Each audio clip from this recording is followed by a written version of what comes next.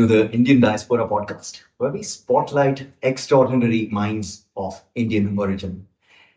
Today we have Sri Suresh Prabhu, who is a visionary parliamentarian of India, respected by people across party lines for his impactful policies and decisions. Suresh ji is a chartered accountant and a banker by profession, and he's been a member of parliament for 6 terms, holding key portfolios as a union minister for industry, for commerce, power, environment and forests, railways, civil aviation, fertilizers and chemicals in the governments of both Shri Atal Bihari Vajpayee and Shri Narendra Modi ji. His tenure as the Minister of Railways was marked by significant reforms and modernization initiatives. He introduced modern signaling systems, high-speed rail corridors, station redevelopment programs. As a Minister of Power, he worked on rural electrification, sustainable power development, and also introduced the landmark electricity bill in 2001. As a Minister of Commerce and Industry, he played a crucial role in shaping India's trade policies and promoting entrepreneurship. He was instrumental in launching the Make in India initiative, aimed at transforming India into a global manufacturing hub. As a Minister of Environment and Forests, he prepared a detailed action plan for achieving the 33% forest cover in the country. He also established a national committee for the identification of eco-sensitive zones. He has served as the Sherpa to the G7 and G20. He was the chairperson for the Taskforce for Interlinking of rivers, where he aimed at ensuring the country is against any kind of water stress through the linkage of major rivers. He has consistently ranked in the top 5 ministers of India and one of the top performing ministers. He's the chancellor of Rishihood University and a visiting professor at the London School of Economics as well as IIM Ranchi. Throughout his career, he's been a strong advocate for sustainable development, climate change mitigation, and environmental protection. He served as the chairman of the Taskforce for Climate Change, and his efforts have been recognized globally. I welcome Shri Suresh Prabhu ji to share his insights, experiences, and vision for a better future. I'd like to welcome him to the podcast wholeheartedly. Thank you. Thank you. It's difficult not to immediately go into the work you've done with water, because interlinking of rivers, it's such an interesting concept. Just about the project itself and how you took it up, and what your vision is towards it, why you took it up, a little bit from your mouth. Water is the biggest challenge for India because the population has grown almost 4 times since the last 8 decades. And not only that, because the population increase, the water demand has gone up. But because more population means some of the water bodies are lost. We have actually created more infrastructure on the wetlands, and therefore water is a big problem. To add to that, of course, climate change is going to now make the situation even worse, because there will be too much of water for some time, and there will not be, because of flooding, there will not be a lot of time when there will not be any water because the rainfall pattern has changed. There could be more droughts, and there could be more floods as the Intergovernmental Panel on Climate Change of the United Nations Framework Convention on Climate Change has said, it is coming true. So it's a double whammy. Demand has increased, and now because of climate change, the challenge is going to come. And we have only 4% of the water of the world, and 70% of the population which has to share this. And not only the water is required for bathing and drinking, it is also required for making food. Agriculture, which consumes more than 83% of the water of the country. And that demand for food is going to increase for human consumption as well as for our animals, for livestock. We need water even for environment. And we already have a huge challenge on biodiversity.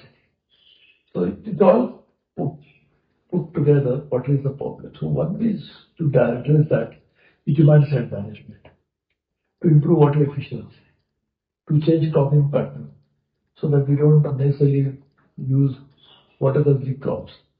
But even after doing this, we need to augment it. There is limited option for augmentation of water because you cannot create water, you can recycle water. We cannot manufacture water. You can recycle water, but you cannot literally import water the kind of quantity that we may need. So therefore, augmentation can come only in a limited form. We have major 35 river system which we are thinking of in the Indian rivers, wherein we are thinking of some water from rivers like Brahmaputra, which gets flooded every year in the month of August, always, every year. If we can transfer some of that water, interbasin water transfer through canals into other rivers, which are not as lucky to get so much of water flows as Brahmaputra gets. And having more water in Brahmaputra doesn't mean that people there are happy because they are also suffering because of floods. So flood control has resulted into the money that we gone into flood control is several billion dollars since independence. So we thought we can use interbasin water transfer. It's called interlinear river is the wrong word actually. It's a technical word is interbasin water transfer. That too not the entire water, but through canals transfer some of the surplus water. And then surplus can again be a very contentious term. Something which causes damage because of floods, part of that can be transferred to other water basins. And that could result into flood control, more irrigation, more navigation. Because some good part of India is landlocked. So and there are nice rivers there, so we can use that. We can use for power generation. This can actually result into more tourism because people will like to travel like this. Like you go to, say, in Bengal, you go to Sundarbans. You can actually enjoy the ride between Bangladesh and India. It's so beautiful. It's the biggest, incidentally, it's the biggest mangrove forest in the world. So it is all possible. So that's a river of that kind. I'm just saying water as an example for tourism. So we must therefore work on water augmentation while we deal with all other aspects of water management. And that was the objective of that. Nice. Very, very interesting. I want to a little bit of a follow-up to this. I'll take specific names like Krishna and Godavari or something like that, where there are some issues around these basins and people are still facing in southern part of India. Do you have any idea or vision towards something like this to continue implementing this? Water sharing is always very contentious. It is very challenging between the countries. If you go to Africa, the Nile basin is shared by a few countries. So whenever some upstream countries would like to do something, the downstream countries will complain. Upper African states and lower African states will always get the loggerheads. So it's never easy. And that's why we needed a solution which is win-win solution. So like for example, Brahmaputra, which is in Assam and the northeast, people benefit because they do flood control. So then the water that goes out will not be their loss, but will be a gain for them. That's why we have to develop win-win situation, win-win solution. That's what we have actually worked out on that. Nice. Okay, nice. Understandable, absolutely. Now to transition a bit, we spoke about water now, a little bit towards power and pollution a little bit. So one of the things that is regularly in the news is crop burning and its contribution to the pollution of the national capital specifically, and also regions of Uttar Pradesh, Punjab, Haryana, and all of these things. So although some solutions are being pitched in, because the government is doing a lot, state governments probably are contributing. But some words on that maybe. I don't want to put words into your mouth, so This is a serious problem. When I was in 1998 Minister of Environment, I dealt with that. At that time, Supreme Court of India was also monitoring it. But situation has become very, very bad in the last few years since then. So we had to deal with that in a very imaginative way. For example, the stubble which gets burned, which causes air quality deterioration in national capital. That comes from Punjab, comes from Haryana, comes from Western UP, which are the major agriculture states producing a lot of agriculture crops, and after that harvested, this becomes a problem. And it unfortunately coincides with the winter, and that also adds to the problem.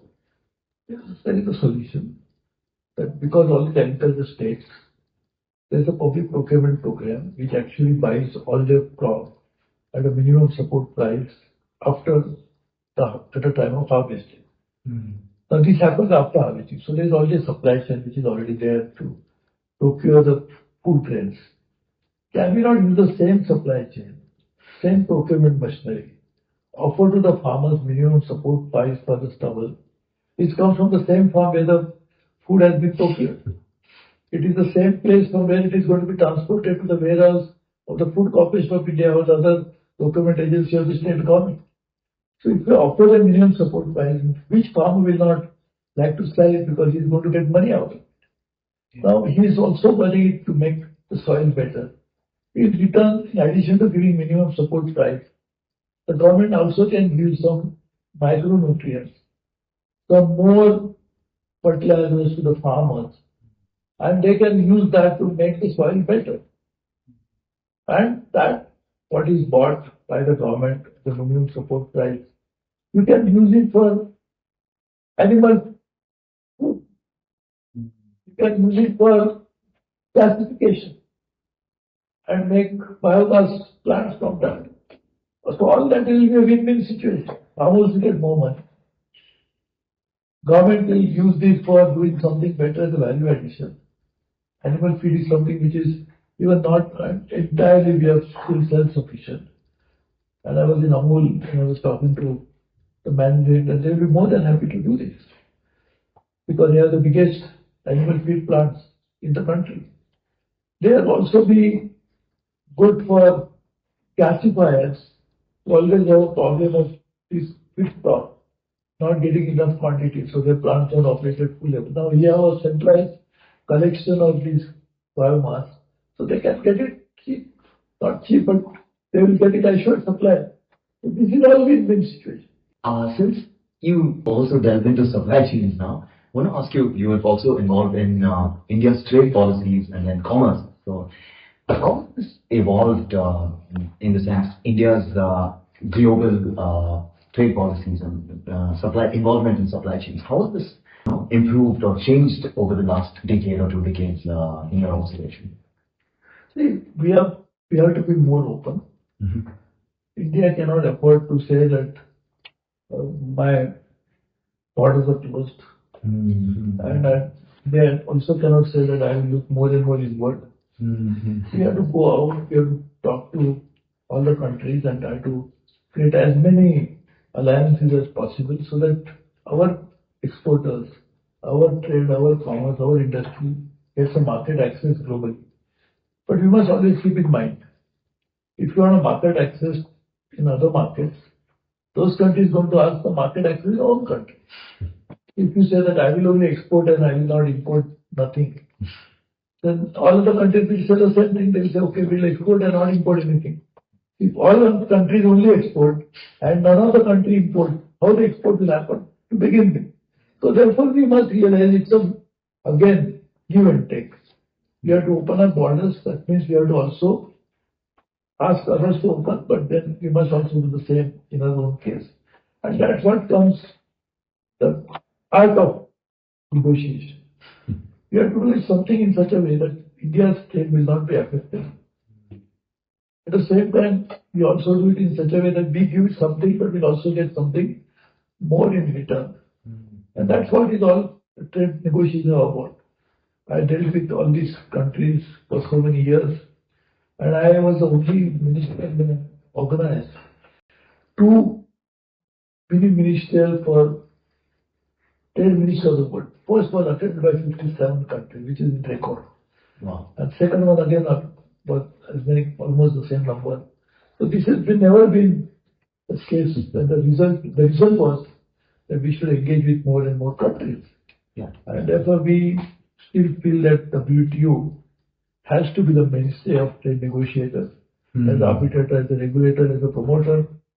And to make WTO work, we have to also ensure that each country supports that idea. And some countries should not veto it by saying, no, no, it should work only on my terms. It's my way or no way. It cannot be working like that. So I think we should work on that basis. That's our trade policy. Yeah. Very nice. I want to pick up a little bit from the last few sentences that you said. United Nations, the Security Council are routing permanent membership applications and all of that. Do you have some views on that? And do you think in the near future it's practical to hope that it is going to happen because of all the issues that are happening because of one country vetoes some important decision? United Nations has become completely oblivious of what's happening around them, around the world. See, when United Nations was set up, I could understand big countries, those that particular time, had a clout, had a power, had influence. But it has changed in the last 7, 8 decades considerably. A country like India is now the 5th largest, will be the 3rd largest economy of the world. We are almost, say, you can say almost 1/5 of those 70-80% of the human resource available within the country. India is the single largest provider of UN peacekeeping force. So we are playing that role. So in that context, how can we have a Security Council which is totally ineffective today? The wars have been launched by countries bypassing the Security Council. Security Council's resolutions have just been ignored and people don't care for what Security Council says. So no security can be guaranteed by Security Council. So calling it Security Council is a travesty of justice. So therefore we should involve India and countries like Japan, Brazil and countries like that into the Security Council. That will be the right way to move forward. We are not opposed to present countries not being there, but we will expand the Security Council. And that's what we will strongly believe. Do you think the diaspora can do something in this regard? Can there be some role from the diaspora? See, diaspora can play an important role in everything. I will recall one very important instance. When India was negotiating the civil nuclear deal with United States, the diaspora played a very key role in getting it done in favor of India when it went to Congress, when it went to at the Capitol or at the White House. So this is a very important role diaspora played. I've also seen the diaspora playing similar role in Europe. They're playing similar role in so many other parts of the world. So diaspora has a huge influence. Even now in the new administration in the United States, you can see a lot of people from Indian origin are playing a role there. If you look at the outgoing government in UK, the Secretary for Home was Indian origin. So Indians are going to continue to play. There have been people of Indian origin, prime ministers in several countries of the world, including UK actually, but also into Caribbeans and Pacific Islands and other places. So I think this is a very important role the diaspora can play because they have influence, because they have created their own image. They have actually created a niche for themselves in the society where they live. So they are absolutely, their heart is with India, but they never been disloyal to the country where they lived. And that's why people trust them. You go to the Middle East. The Middle East cannot be run without people from Indian origin being there. So Middle East is literally run by an Indian there. So most of them, of course, are Indian citizens, unlike in Europe and US, where now they are nationalized citizens of those countries. But this is something which is the power of diaspora. So I think we should always try to work with them. They are our extended arm. They are our bench trust. They are our reserves. And the Charter of Accountants, so in my Charter of Accountants parlance, we say the balance sheet.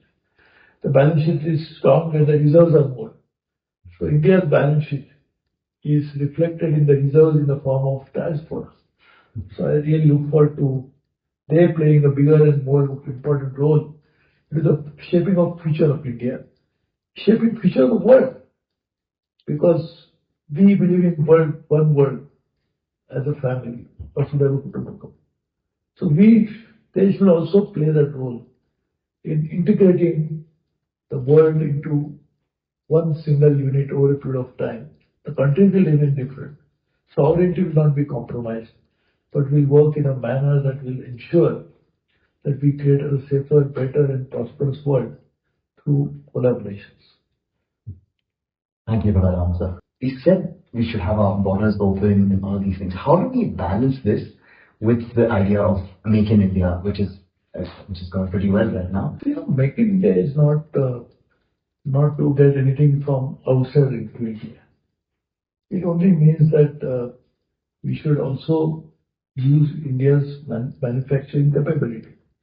So today's share of India's investment to GDP is only 16%. So our Prime Minister wanted to make it 25%. I prepared a plan when I was a Commerce Industry Minister to take it 20%. So we should try to work on that. Like how do you explain that Make America Great Again? It's a campaign, not just campaign slogan, but a preoccupation of public policy of the Trump administration. What does it mean? That they want to make America great again? What is the harm? So you can make America great again, we can make India greater again. We can make Japan greater again. We can make Europe great again. It's all possible. So we can always, that's why I was saying, it's the art of negotiation. Make in India doesn't mean we don't want to deal with the rest of the world. It also means that we want to deal with the rest of the world in such a way that will encourage them, will incentivize them also to do more in India. Yeah. Very, very clear. Very clear. Another thing that recently comes up is also Dr. Subramanian Jaishankar, answering a ton of questions tirelessly about, people asking our stance between Russia and USA, or, where do we position ourselves and all these things. So, how do you see the future of it? Because there's also China becoming a huge, global power now, and where do we position India and how do we see our foreign policy? We always believe when you talk about, and that was the theme for G20, Vasudhaiva Kutumbakam, world as one family. So when you express that one as world family, we are all members of the United Nations.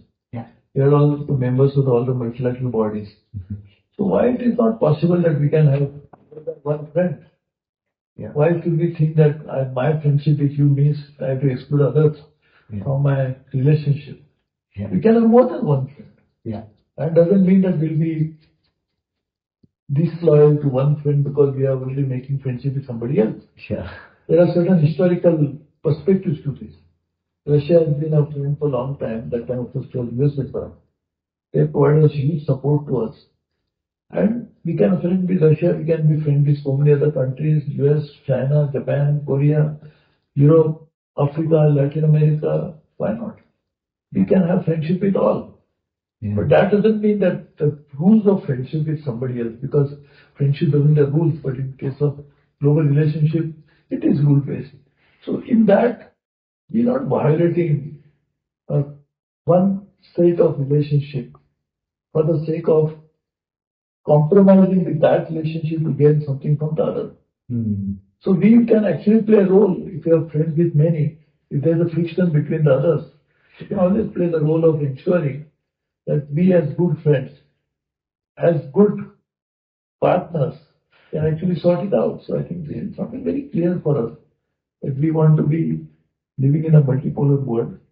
We want to be living in a world which is based on rule-based society. We want to based on something not to make enemies with anybody, but be friends with everybody. And that's what is our belief. So many people might not have specifically observed, but he's also been part of many projects which are, connecting global societies, and also, like the International Solar Alliance, climate action, and all of this. Want to know how India would fit into this larger picture of global society? We feel today and any other time in the past we need to collaborate because climate change is a threat which is common to all. It may be each country will be affected in a varying degrees, but it's a common threat. Terrorism is a common threat. Water crisis is a common thing. Energy transition, which is required to deal with climate change, is a common priority. If we look at global peace, it's a common necessity. In that context, how do you work without global cooperation? And if you cooperate globally with each other, you can benefit from it. Like the Prime Minister of India is Narendra Modi's idea of solar alliance, global solar alliance, is good for everybody. Because if you make an alliance and we start producing more, obviously the prices will fall because of scaling up the production. And that's what his vision was, that he had articulated. He was the chief minister of Gujarat. In fact, I was the founder of a think tank called Council for Energy, Environment and Water, CEW, which is now has more than 300 people working as researchers. So that council, when he told me as the chief minister of Gujarat his idea, I propagated his idea. And today, when he became the prime minister, implemented. So these are the kind of vision Prime Minister Modi has, is to make sure that let us be part of the global society, will be integral part of the global community, playing a key and useful and positive role to further not only global peace, but global development. We like to give our knowledge. We has already talked about sharing our ability because India is one of the top countries in the space trial. We have said I would like to share this knowledge with our partners or neighbors so that they should benefit from it. That's his vision. That's his mission. And that's what his action is all about. So I think we should try to take that advantage of it. Amazing. Because you mentioned both terrorism as well as space, so I would like to add to the question. I would like to add AI, cybersecurity, and all of these things. So there's a lot of things that are in the limelight right now and pushing. Is there something that the diaspora again can contribute to this? AI is a unknown animal. We know about AI, but we still some very, very primitive level of AI that we are seeing today. As you see 6, 7, 8 generation of AI, it will be a completely different animal than what we look at it as. I hope it doesn't become a monster, but it becomes an enabler for development. And to do that, we need global cooperation. We need global protocol on AI. That's what I always advocate.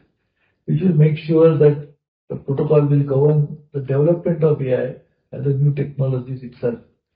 If you want to do that, then we'll have to work as using knowledge wherever it is available. That's what diaspora can do. The same for cyber security. If cyber attacks will increase, the FBI said that globally people will lose few $1 trillion because of cyber frauds. The infrastructure that we run today in modern world, whether it's transportation, whether it is factories, whether it's governments, whether it's finance institutions, banks and all of them, they all work on cyber platforms. Cyber security is a very important aspect of future development. So diaspora can play a key role into that as well. We spoke a bit about global politics. Okay. I want to ask one specific thing about regional politics. Whether we like it or not, a little bit of hostility is happening at our borders. It could be recent events with Bangladesh, a long-standing thing with Pakistan and China, sometimes with Sri Lanka. So although we want to make it a global family, we want our borders to be nice, safe, and less money being spent on, let's say, just the army and all this. Things are happening. How do we see this getting better or changing in the near future? Some of these challenges that we are facing today on the border is because of domestic politics in those countries. Like Bangladesh has seen a regime change.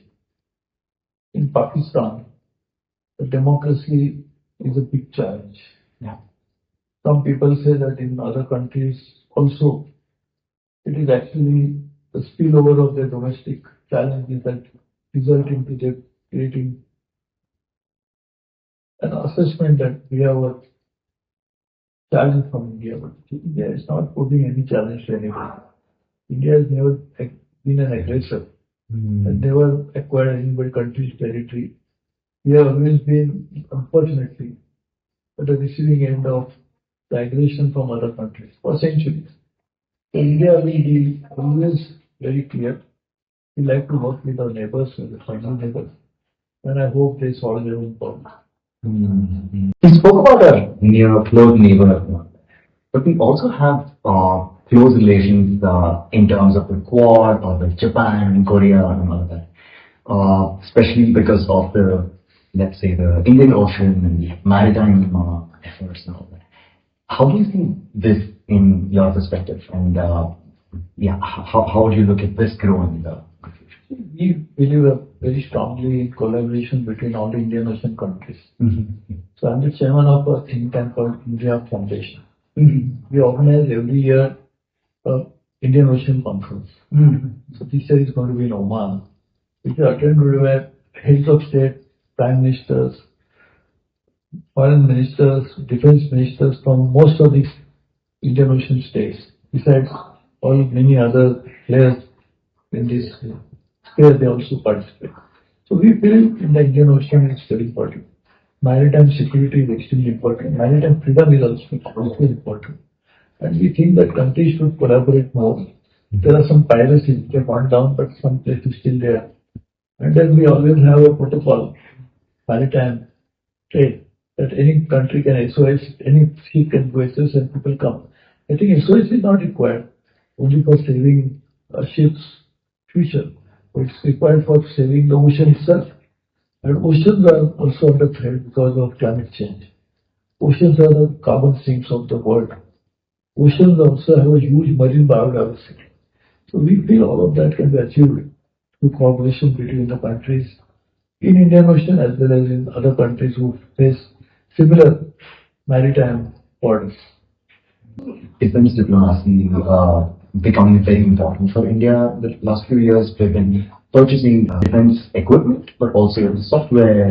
How does this defense diplomacy play out in India's global outreach? And is there something that the diaspora can contribute with? We want to, of course, modernize our defense capability. We want to make most of the hardware in India as much as possible. We also are going in for new frontiers of technology. Like space will be a new frontier for defense. So we want to use all of that. We want to make a top-class defense. India is now already exporter of defense equipment to other countries, from having a dubious distinction of the biggest importer of defense equipment in the world. So thanks to Prime Minister Modi, there is a specific change that is taking place in terms of India becoming exporter of defense equipment. So diaspora also can play a role in terms of offering technologies, and defense production is part of making their program. Yeah. So they can also play a role into that. What are you, in some sense, proud of the most in your journey, in your contributions towards India's global standing? India is already recognized as a very responsible global citizen. It is also a country which believes in all aspects that govern the global order. We believe in human rights, we believe in democracy, we believe in making global good a reality, including climate change and others. So we continue to play that role, and therefore people recognize this role of India. Prime Minister Modi has actually provided a huge leadership role into the global affairs.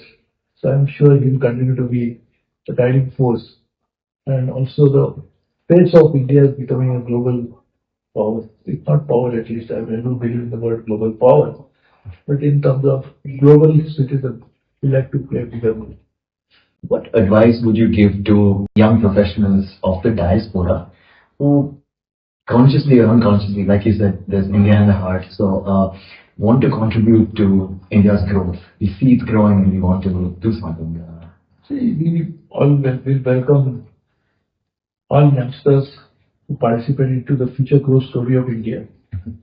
India is going to be a very large economy, but very soon, but then that's not a full stop, but just the comma. We continue to grow at a higher rate even in future. So we like you to be part of that growth story.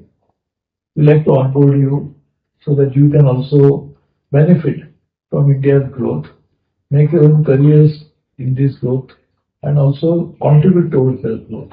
So I think we really look forward to such a mutually rewarding partnership between young generation who are talented, forward-looking, of course others also, but particularly young generation, because they have many more years to live on this planet, so they can participate in this in a big way. Before I close out, what is the vision? What is your vision of India's future? It could be geopolitics. It could be our own growth, just in general. India has a very bright future. We always believed and we want to make sure the world becomes a safer, better, happier, prosperous place, and we like to play a role into making that happen. If we make our own people happy and prosperous, then we are making 1/5 of the world better anyway. But we like not just that. We like to share that knowledge, experience, whatever way we know, and share it with others so that they also enjoy the same fruits of the future growth. Nice. If you had the entire Indian diaspora in front of you, is there something like an open message that you want to give us? I really want to thank you for whatever you have done already as people from Indian origin and created a niche for yourself globally. You also done, many of you have won Nobel Prize, people of Indian origin, in all science, literature, many others. So I think we should try to take not just global Nobel laureates, but we are also laureates of creating a new image for India. So we really look forward to working with you. I'm sure we'll get more opportunity to meet in person, but I thank my friends for providing this platform wherein I could at least meet you virtually. But I'm sure we'll get opportunities to be in person. I travel all the time. I've been to 120 countries in my life, but I've gone at least 3-4 times a month I travel abroad. So I think I would like to catch up with you sometime soon when I'm there in the country of your own residence, and we'll work together and take this idea forward of making the world a better place. God bless you all. Namaskar. Let everybody be blessed by the divine force. There's so much more to know about him. I'm going to put a few links in the description, and feel free to watch them. His interviews are very, very nice and specific, on the point, clear answers. So with that, I'd like to thank you for. Thank you very much, sir.